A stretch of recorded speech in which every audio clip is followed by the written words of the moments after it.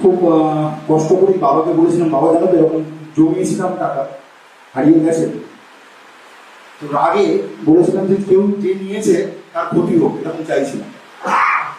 তো বাবা আমাকে পিঠে হাত দিয়ে বলে যে তুই দুঃখ করিস না, হয়তো পেয়ে যাবি, তুই দেখ কোথাও ফেলে দিয়েছিস। না না না, আমি এখানে দেখেছিলাম, বাসে যখন আসছিলাম তখন অব্দি আমার পকেটে টাকা ছিল, বাস থেকেই কেউ নিয়ে নিয়েছে।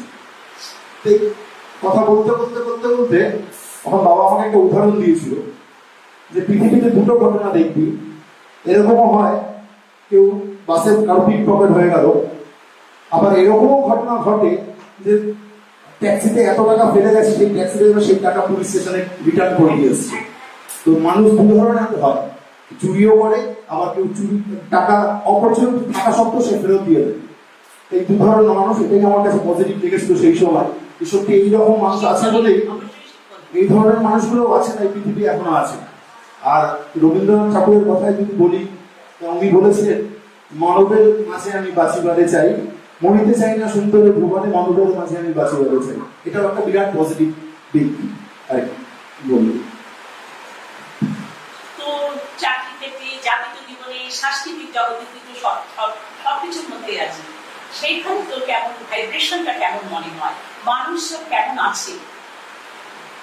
দিদি সত্যি কথা বলতে তুমি জানো আমি একটি সংস্থার সাথে যুক্ত, সল্টলেকের এনএসআর। তো মূলত আমরা একটু পিছিয়ে পড়া মানুষদের নিয়ে কাজ করি, প্লাস আমরা বছরে নিয়মিতভাবে রক্তদান শিবির করি, রক্তদান উৎসব করে, আমি শিবির বলি না, হ্যাঁ আমি সেটা উৎসব করি। তো বিষয় হচ্ছে একটু আগে যে দাদা একটা কথা বললো, খুব ভালো কথা বলেছে, আমার শুনে খুব ভালো লাগলো, যে মানুষকে মূলত শিক্ষিত করে তার স্কুল, তার পারিপার্শ্বিক অবস্থা এবং তাকে সঠিক পজিটিভ বার্তা যদি তাকে দেওয়া যায় ঠিকমতো করে, জীবনের ভাষা সে খুঁজে পাবে। আমরা দিনে দিনে সত্যি কথা বলছি, আমরা পজিটিভনেস হারাচ্ছি, এটা আমার মনে হয়েছে। আমার বলাটা জানি না তুমি শুনতে দিও, এইখান থেকে হারাচ্ছি, আমাদের মূল্যবোধের অভাব হচ্ছে। আমরা ছোট ছোট খুশি খুঁজে পাই না এখন। আমরা রবিবার খাসির মাংস খাওয়ার যে আনন্দ ছিল, সেই আনন্দগুলো এখন হারিয়ে যাচ্ছে। আমাদের ছোটবেলায় বাসের ধারে সিট পাওয়ার যে আনন্দ ছিল, হ্যাঁ সেই ছোট ছোট খুশিগুলো আমরা এখন প্রায় আমাদের ইতিহাস চলে গেল। ট্রামে সিঙ্গেল সিটে বসে গাড়ি ড্রাইভার পার্ট করেও কিন্তু ট্রামে সারা বিশ্বে ঘুরে আসা, সারা কলকাতা দেখা গেল ট্রামে করে, সেটা এখন ইতিহাস হয়ে গেল। ওইগুলো তো পরের জেনারেশন আর পাবে না। তার ন্যাচারালি তার বিনিময়ে আমাদের কিছু আনতে হবে, ওই স্মৃতিটা থেকে যেন ওরা বঞ্চিত না হয়, ওর থেকে বেটার কিছু আমরা আনবো, এটাই আমাদের পজিটিভ। আর দিদি বাচ্চাদের কথা বলতে গেলে যেটা বললো সত্যি একদম তাই, এদেরকে মোবাইল তুলে দিচ্ছি আমরা নিজেরা মুক্তি পাওয়ার জন্য।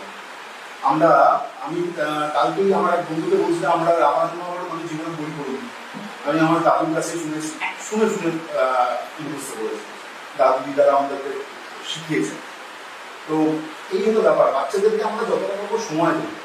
আর সব থেকে বড় কথা হচ্ছে বাচ্চাদের সামনে মিথ্যে কথা বলবো না, এইটা হচ্ছে খুব বড় জিনিস, এটা আমাদের খেয়াল রাখতে হবে। বাচ্চাদের সামনে যত আমাদের অনেক সময় দরকার পড়ে, কিন্তু আড়ালে বলুন, বাচ্চাদের সামনে কখনোই মিথ্যে কথা বলতে না, এটা ওদের মধ্যে একটা নেগেটিভনেস তৈরি করে। হ্যাঁ, আমরা অনেক সিলি টক করি, বাসে যাচ্ছি বা গাড়িতে যাচ্ছি, ওরাও ধরে যাচ্ছি না, আমি তো বাড়িতে ঘুমোচ্ছি রে, রেস্ট করছি।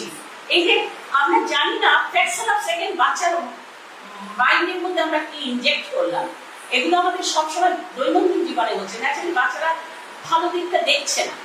আর রামানুজের সম্বন্ধে একটা কথা বলি, সাংস্কৃতিক অনুষ্ঠান হলে কি করে বিকশিতে পৌঁছাতে হবে, ওখানে আসতেই হবে, যাই হোক তুমি আসো আমি ব্যবস্থা করে দিচ্ছি।